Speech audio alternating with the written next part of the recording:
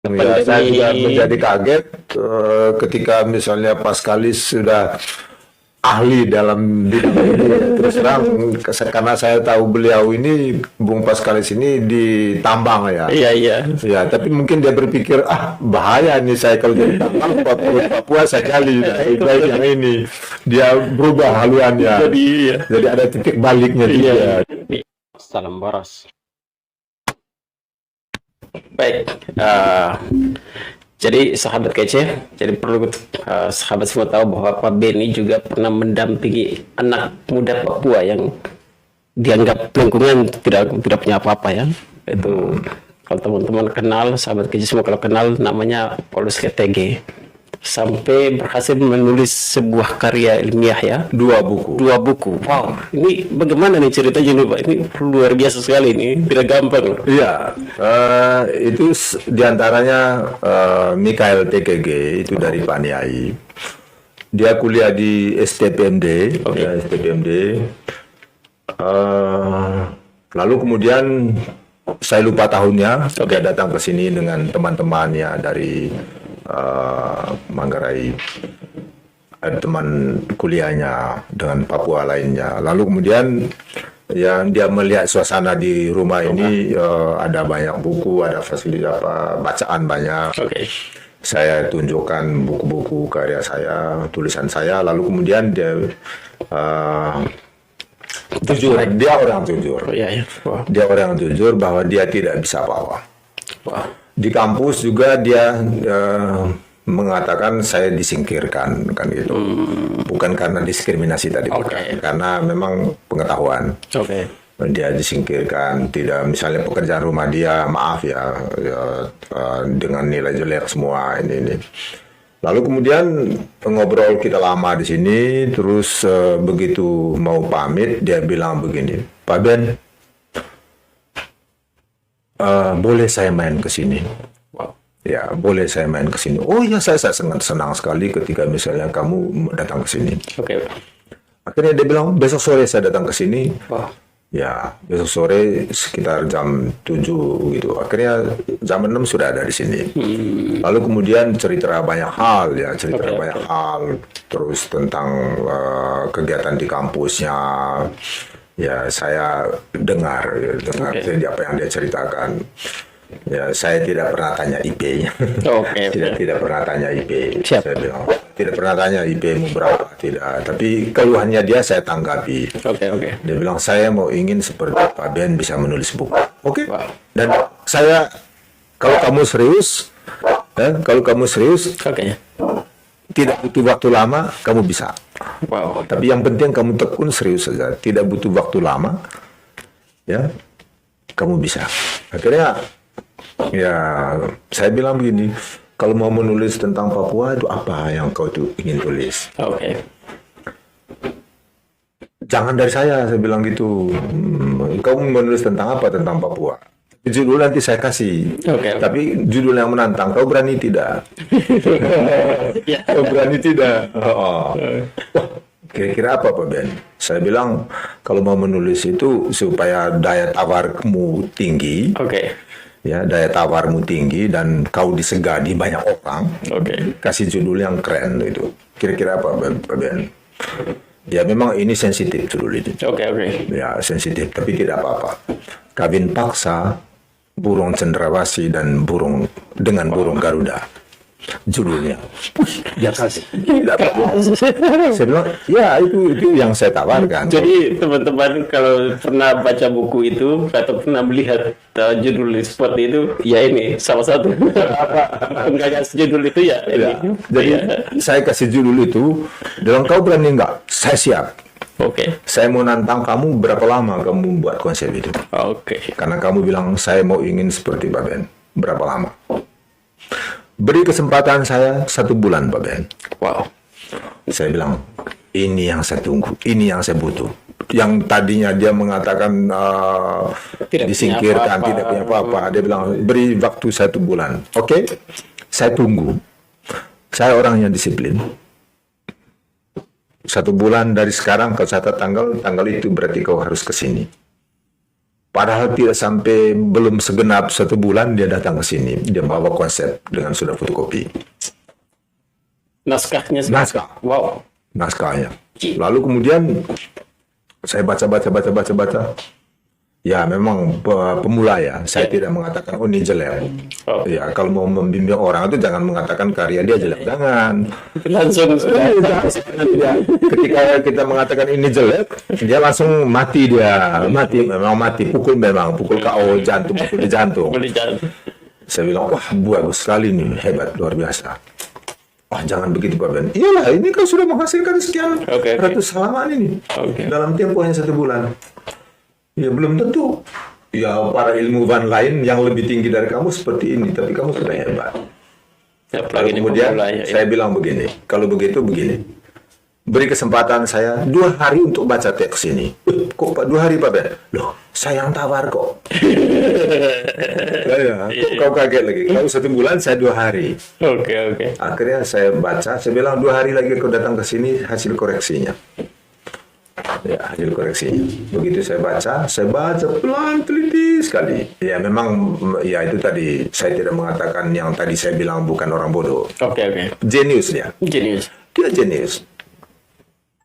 Karena menghasilkan begitu dalam waktu singkat. Saya bilang kau orang jenius. Yang membuat kau kira jenius itu dirimu sendiri. Kau jenius ini bukti kejeniusanmu. Ya, lalu kemudian saya koreksi itu hanya perubahan kata, penulisan kata, kalimat ini. Jadi seorang dosen yang baik itu bukan hasil karya mahasiswa itu palang dari ujung ke ujung, itu bukan dosen yang baik itu. Wow. Betul Bang. Ini kan saya sering banyak juga keluhan mahasiswa Papua sering kesini.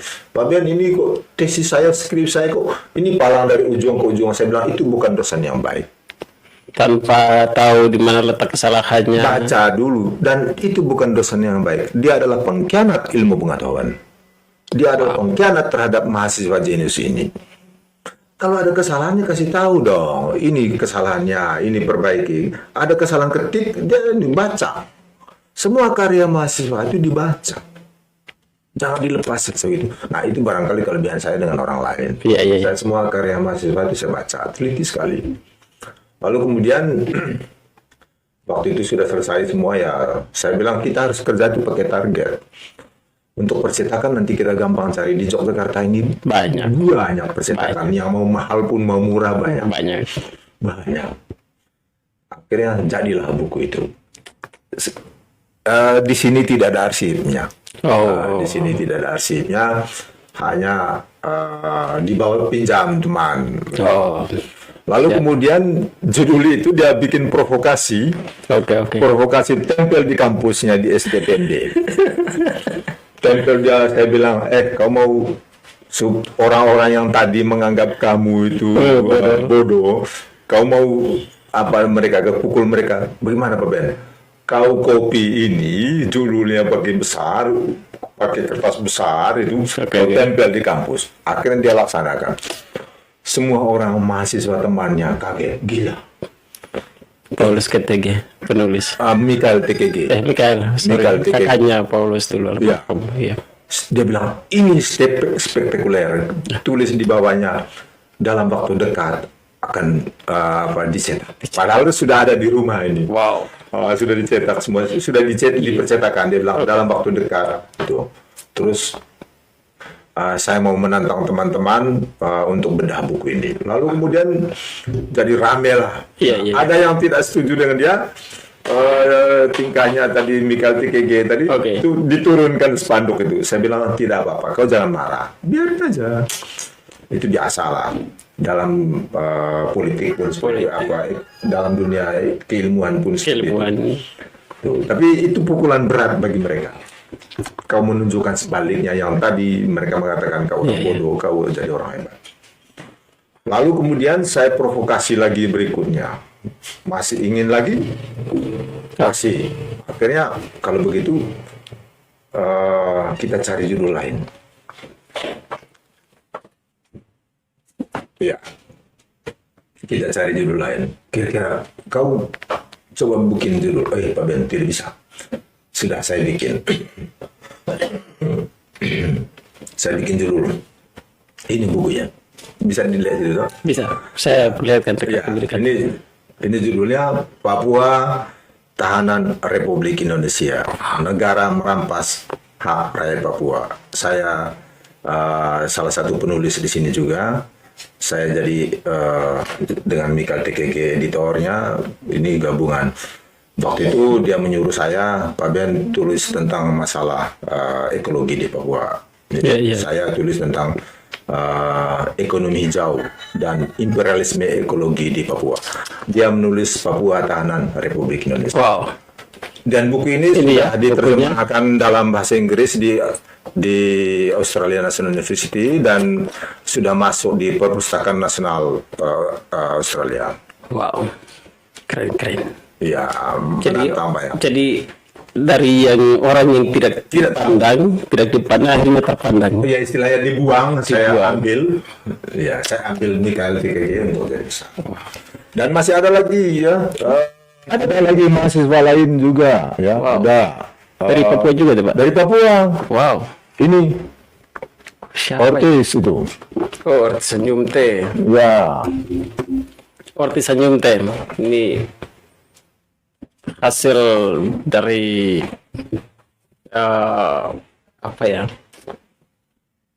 Hasil didikan ya, pendamping dari Pak Beni Galus. Ya, ini juga Yakobin Pigome. Wow, Yakobin Pigome.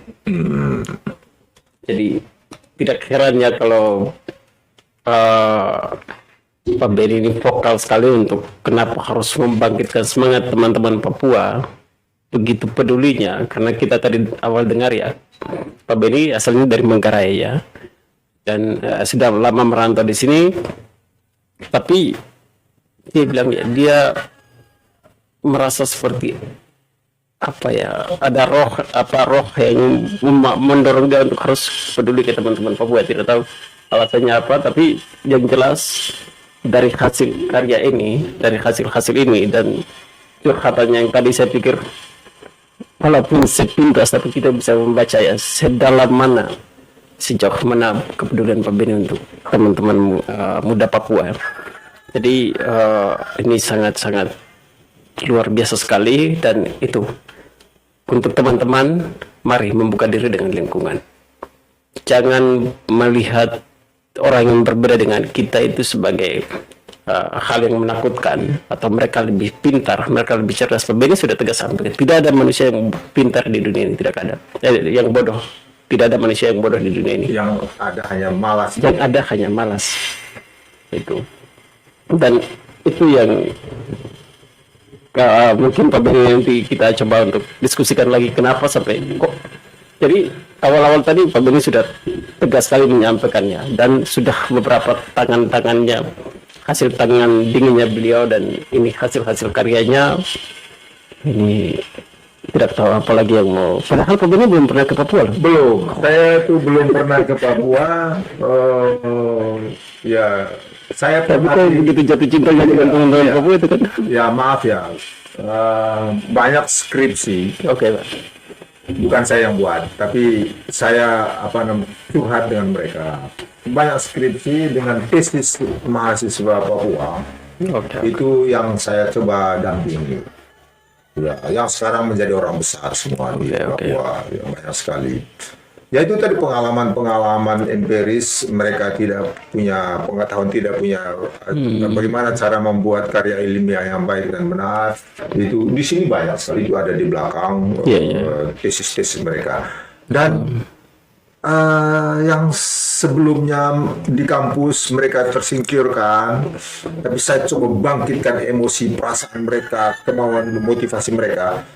Tesis mereka, Bung Paskalis, ya di tesis terbaik. Wow.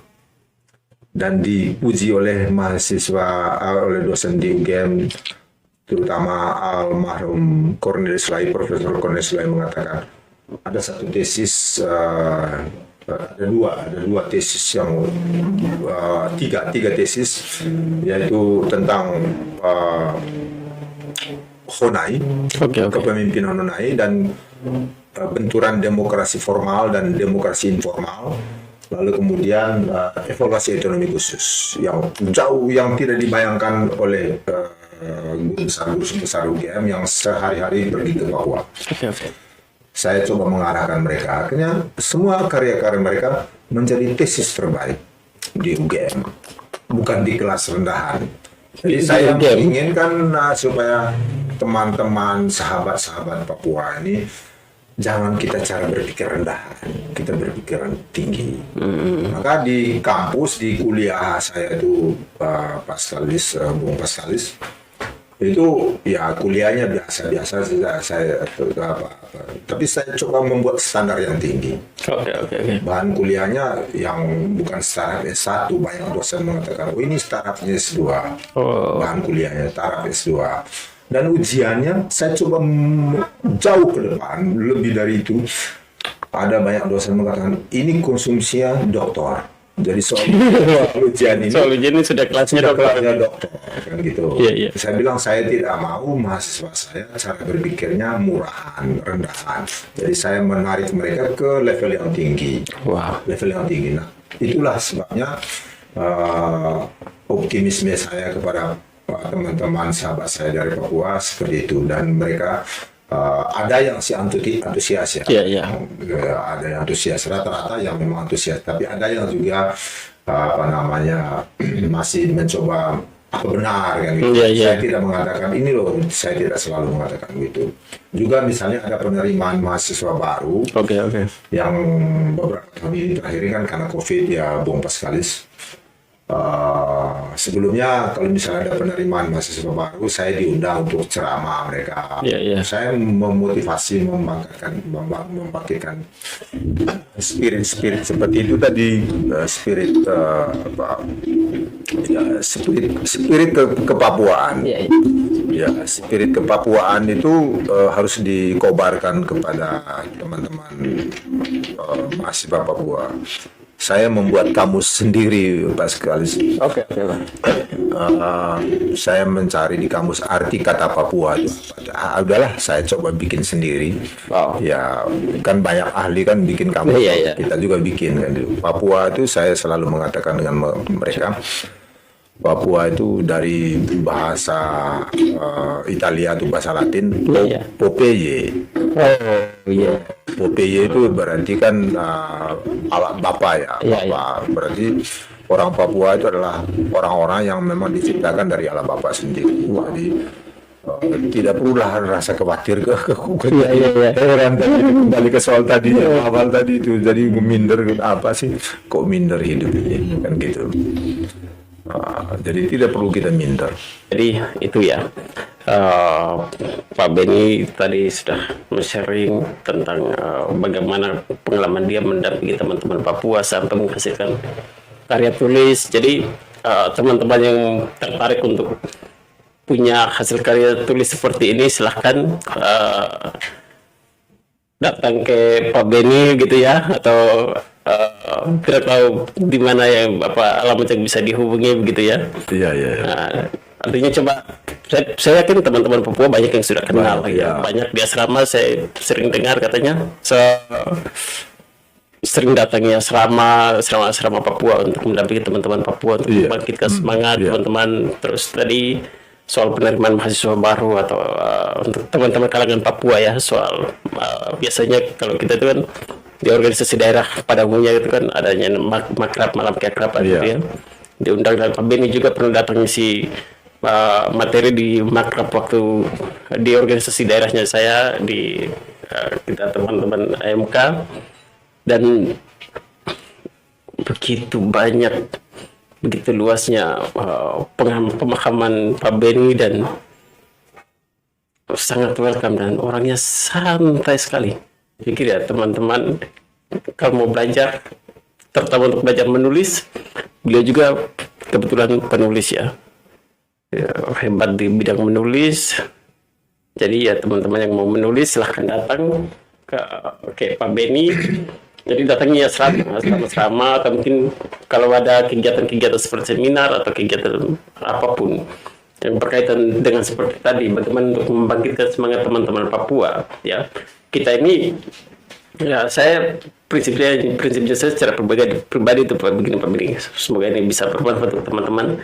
Artinya kita tidak bisa menilai diri kita. Kita tidak bisa melihat wajah kita seperti apa, kita tidak bisa, tapi kita butuh cermin. Iya. Ya.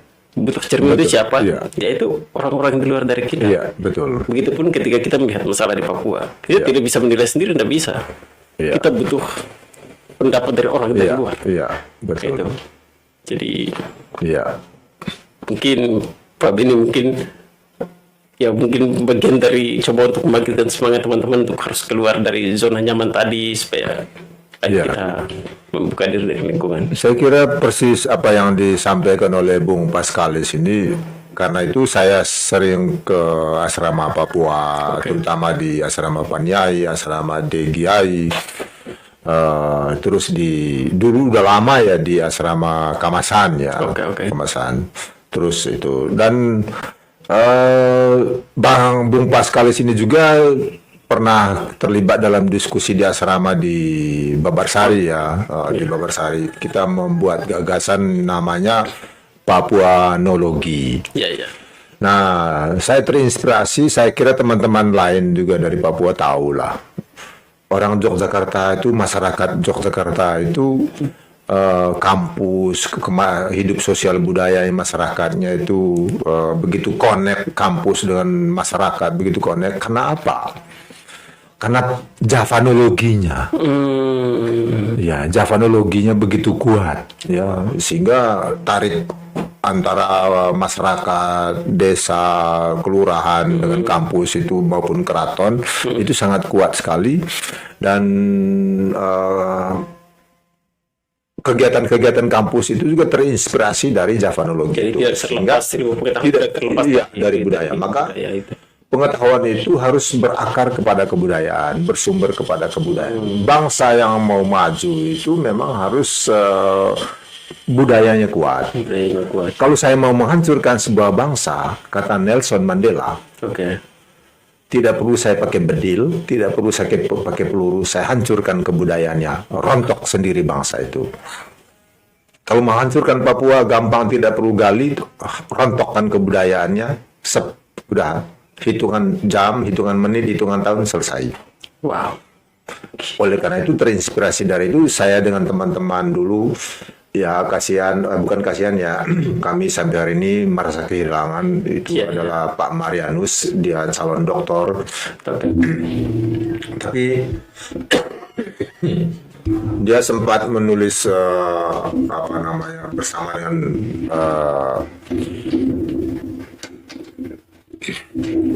bersama dengan teman-teman Papua lainnya, bersama dengan para ahli di UGM itu menulis tentang pendidikan di Papua. Nanti saya kasihkan bukunya. Ya, itu di salah satu tulisannya dia di situ tentang model pendidikan di Papua dan gagasan Papuanologi itu masih saya simpan. Beberapa hari lalu saya share ke teman-teman di Panyai atau di asrama di media group lain atau di WA group. Sedikit yang menanggapi, ya bahkan tidak ada yang menanggapi, ya hanya mengatakan, oh ini bagus. Tapi saya menginginkan bagaimana supaya teman Papua itu membuat aksi supaya kebudayaan Papua tidak hilang. Persis tadi yang disampaikan di depan bahwa kalau mau kita hidup 1000 tahun itu adalah mendidiklah manusia. Ya, kebudayaan Papua itu diciptakan oleh manusia. Diciptakan oleh manusia. Produk-produk kebudayaan itu kan diciptakan oleh manusia.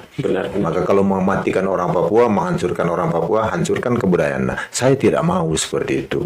Maka muncullah kita buat gagasan namanya Papuanologi. Jadi konsep-konsep kepapuaan, ilmu kepapuan, bagaimana sih visi misinya, bagaimana sepak terjangnya ke depan, bagaimana cara kerjanya Papuanologi itu sudah ada dalam konsep kita. Nah, yang kita pikirkan bagaimana kita memperbaharui sesuai dengan konteks zamannya saja. Ya, gitu Mas Kalis. Gitu, Bung. Baik Pak, ini menarik sekali nih ya. Artinya tadi bicara soal Papuanologi berarti mengakar ya, lebih Ya. ke Papua langsung menembus akar. Menembus Menembus akarnya, akar, artinya ya. Ya, akarnya. Memang kalau kita berbicara, kalau saya penilaian saya secara pribadi melihat kehidupan sosial masyarakat di Jogja, ya Jogja kita kenal sebagai kota studi ya, dengan kampusnya yang Kota budaya. kampus yang sangat banyak, tapi saya melihat dengan dinamikanya yang dengan lingkungan yang adem, dengan penerimaan sosial, penerimaan masyarakat yang sangat welcome sekali. Dan seperti yang tadi Pak Beni sampaikan dari awal bahwa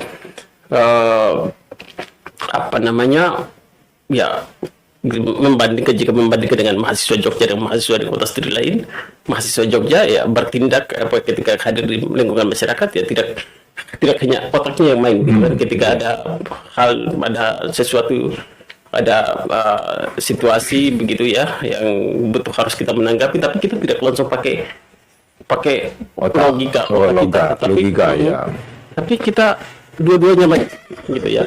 Nah, mungkin ini yang nyambung dengan yang tadi Pak Beri maksud itu, artinya ya orang Jogja ya tidak hanya pendidikan toh yang membuat mereka seperti ini, tapi budaya mereka yang Ya, membuat mereka menjadi manusia berbudaya. menjadi manusia yang berbudaya. Ya, itu yang Papuanologi juga mungkin Arahnya ke sudah sana. kesana, Ya, gitu arahnya ya. ke sana. Nah, gagasan ini karena ada keprihatinan sebelum-sebelumnya, saya tidak mau misalnya Papua terjebak dalam gagasan besar, misalnya imperialisme lah. Saya tidak mau. Maka dengan Papuanologi ini itu mengikat orang Papua. Ya, dulu gagasannya Papuanologi ini Bung Marius almarhum itu sudah canangkan di kampus di Papua Barat, ya, di Universitas Papua, salah satu universitas di Papua Barat itu. Jadi dia Unipa, Universitas Papua Barat. Tetapi konsep itu belum tersambung, terlaksana. Beliau dipanggil oleh Tuhan. Maka konsep itu, gagasan itu saya coba tawarkan kepada mahasiswa yang ada di Yogyakarta sini. Semoga nanti besok-besok ini ada sambutan dan arahnya kemana sih pemikirannya itu. Jadi bagus sekali menurut penilaian calon kandidat doktor Pak Marius itu ya. Jadi saya sendiri merasa kehilangan meninggalnya beliau. Oke. Ya, semoga teman-teman Papua nanti bisa menyambung gagasan itu sehingga mahasiswa Papua itu tahu ya, seperti mahasiswa di Yogyakarta itu kan ya basis kebudayaan kan, perjuangan kebudayaan. Jadi itulah bedanya mahasiswa tamatan Yogyakarta dengan Malang atau Surabaya atau Jakarta atau Bandung, kota studi lain lah. Ya, itu bedanya. Jadi mahasiswa Papua dari mana-mana pun di sini, ketika misalnya dia pulang ke daerahnya, orang di daerah itu atau dari tempat asalnya itu mereka tahu bahwa ini mesti mahasiswa tamatan Yogyakarta. Kasih dengan pola penampilannya saja, dengan penampilan saya, cara ngomongnya udah tanpa harus dia memperkenalkan saya dari alumni Yogyakarta, dengan cara ngomong itu. Karena Yogyakarta adalah universitas kehidupan. Wow, keren.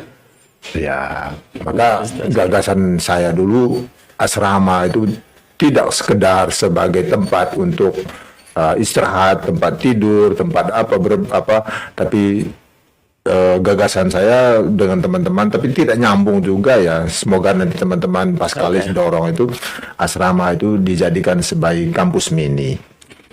Kampus mini dan sebagai anjungan wisata. Jadi semua informasi-informasi tentang kepapuaan di asrama itu ada. Jadi asrama itu Selain memang kegiatan untuk harian asrama, lalu ada kegiatan akademiknya, jadi kultur akademiknya ada, kultur kebudayaannya ada. Itu sangat penting sekali. Sehingga saya mau ingin ke Papua, ya saya terus tidak perlu ya saya adu dulu lah ke asrama itu di mana sumber-sumber bacaan atau informasi tentang Papua ada di asrama Paniai atau asrama di Dogiai atau asrama Kamasan. Iya. Kan gitu. Oke, Gitu. menarik. Baik, Pak Beni, ini sudah sangat banyak sudah sharing. Terima kasih banyak lah sudah mendampingi beberapa teman-teman yang sudah menghasilkan karya tulis sebagai anak Papua. Saya merasa bangga ya. Berterima kasih banyak untuk Pak Beni. Mungkin terakhir lah pesan-pesan untuk teman-teman bagaimana supaya sebenarnya kita itu juga mampu gitu loh untuk bisa bersaing dengan teman-teman di luar. Gitu. Iya. Bagaimana kita harus Ya, juga. membongkar tembok itu sebenarnya, betul Pak? Ya kalau masih muncul berpikir bahwa saya orang bodoh, Oke. itu sampai selama-lamanya kau tetap bodoh. Karena tidak ada orang bodoh, semua orang dilahirkan jenius. Ya, yang membuat bodoh itu kamu sendiri. Ya, kamu sendiri yang menciptakan kebodohan itu. Beban itu berat, beban seumur hidupmu. Iya. Ya, beban seumur hidupmu, kamu menempel mencap dirimu sebagai orang bodoh. Padahal kamu dilahirkan jenius. Dilahirkan jenius. Yaitu tadi setiap orang dilahirkan jenius, tapi dalam proses hidupnya dia tidak menjadi jenius karena itu tadi misalnya malas, ya tidak keluar dari zona nyaman, tidak pernah terlibat dalam apa namanya kegiatan sosial budaya atau masyarakat itu. Maka saya selalu mengatakan kepada teman-teman di asrama, ya sekali-kalilah kamu terlibat ronda malam, ikut ronda malam, ikut bersih-bersih di RT kan gitu, sehingga cap-cap tadi bahwa orang Papua misalnya keras tidak muncul. Iya. Jadi memang semua wajah kita dari timur kan begitu lihat kan udah Udah takut dia. Sorotan mata tuh. Ya, ibaratnya seperti buah durian kan. Iya. Kelihatan dari luar tajam, menyentuh saja bisa berbahaya. Tapi begitu dibuka, semua orang ingin makan. Wow. Ya, gitu. Jadi tembok-tembok yang diciptakan oleh dirimu sendiri tolong itu dibuang jauh. Ya, tembok alasan, tembok eksklusif itu harus dibuang jauh-jauh sehingga Anda menjadi orang hebat. Anda menjadi orang hebat, Anda menjadi orang besar. Ya, saya punya mimpi bukan wakil presiden, presidennya di kemudian hari Indonesia dari Papua. Amin. Kita sangat bersyukur ya hari ini menghadirkan orang yang sangat inspiratif menurut saya untuk teman-teman, khusus untuk teman-teman Papua ya. Ini saya merasa bangga sekali. Terima kasih banyak Pak Beni sudah berkenan terima kasih Pak men-sharing pengalamannya, sudah terutama soal kepedulian ya. Ini sekian banyak orang yang mungkin saja ya, sama seperti Pak Beni, tapi karena kita menutup diri akhirnya kita tidak tahu orang-orang seperti ini di mana gitu ya. Gitu. Jadi harapan kita ya, ayo kita keluar, kita harus menantang, memberi diri untuk terbentur ya, untuk harus menantang entah itu seperti tadi soal hal-hal yang berbau diskriminasi rasial ya, seperti ya walaupun visi kita seperti begini tapi kualitas kita apa. Nah itu kalau kita tunjukkan dengan sendirinya, pandangan buruk kita langsung runtuh dengan sendirinya. Jadi terima kasih sekali lagi Pak Beni dan teman-teman semuanya. Ya sangat panjang cerita kami tapi intinya itu Pak Beni tadi sudah pesan, ayo kita ini sesama anak kampung ya, kita saling tahu lah siapa kita begitu ya, dan pola pikir apa yang sedang kita miliki, Pak Beni pernah muda ya, Pak Beni pernah merasakan seperti kita dari muda dan kita merantau, dan Pak Beni pernah ada di posisi itu, tapi kita belum pernah ada di posisi Pak Beni ya. Pak Beni sudah sampai sejauh ini, berarti dia sudah mengerti tentang pola pikir kita dan perkembangan kita akan berada di fase mana. Pak Beni tahu persis, makanya yang didorong ini saya pikir ya karena dia sudah merasakan itu, dia sudah melalui itu. Gitu ya sebagai perantau, sebagai orang timur pasti rasa mindernya pasti pernah ada ya. Tapi Pak Beni sudah memerdekakan diri dengan hal itu, dan dia yang sekarang dia sampaikan ini loh, dia tunjuk jalan, kamu harus lewat ini kalau kamu seperti ini.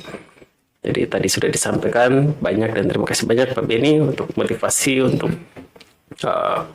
dorongannya untuk teman-teman Papua. Saya pikir seperti itu Pak Beni untuk perjumpaan kita. Semoga Pak Beni tetap akan memberikan waktu lagi untuk kita diskusi dengan tema-tema yang berbeda di podcast yang sama. Terima kasih Bung Paskalis ya, sahabat saya Bung Paskalis. Sudah lama kami tidak ketemu ya. Sudah ketemu ya, karena kesibukan masing-masing.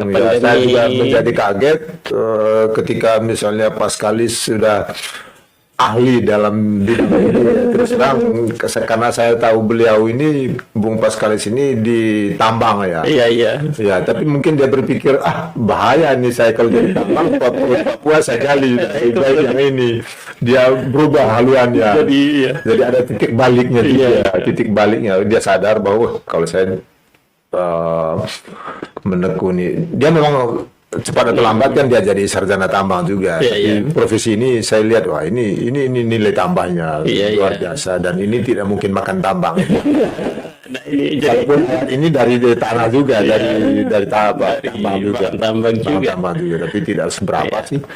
Gitu. Jadi saya ingin supaya teman-teman sahabat Papua itu tolong buang jauh-jauh lah, kuburkan merasa minder, rasa takut, merasa kekurangan,